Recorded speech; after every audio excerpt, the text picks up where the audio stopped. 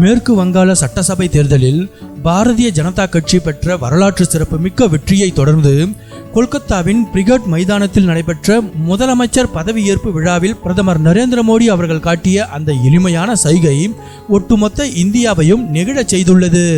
மேற்கு வங்காளத்தின் அரசியல் வரலாற்றில் இதுவரை கண்டிராத ஒரு புதிய அத்தியாயம் எழுதப்பட்டுள்ளது.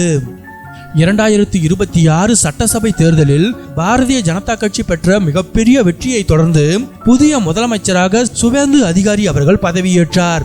இந்த விழாவில் பங்கேற்க கொல்கத்தா வந்த பிரதமர் மோடி அங்கு கூடியிருந்த லட்சக்கணக்கான மக்களின் அன்பை கண்டு உணர்ச்சி வசப்பட்டார். மேடையில் ஏறிய பிரதமர் மோடி அங்கு அலைகடல் என திரண்டிருந்த மக்களை கண்டதும் ஒரு கணம் ஸ்தம்பித்து நின்றார். பின்னர் எதிர்பாராத விதமாக மேடையிலேயே முழங்காலிட்டு தனது நெற்றியை தரையில் தொட்டு வங்கத்து மக்களுக்கு நீண்ட ஒரு வணக்கத்தை செலுத்தினார். ஒரு நாட்டின் பிரதமர் தனக்கு வெற்றியை வழங்கிய மக்களுக்கு இத்தனை பணிவுடன் தலை வணங்கிய அந்த நிமிடம் அங்கு கூடியிருந்த அனைவரின் கண்களையும் குளமாக்கியது. வங்காளத்தின் இந்த வெற்றி வெறும் அரசியல் வெற்றி அல்ல, இது ஜனநாயகத்தின் வெற்றி. காசியின் கங்கை தாயின் அழைப்பை ஏற்று நான் வந்தேன். இன்று அந்த கங்கை சங்கமிக்கும் கங்கா சாகர் வரை தாமரை மலர்ந்துள்ளது.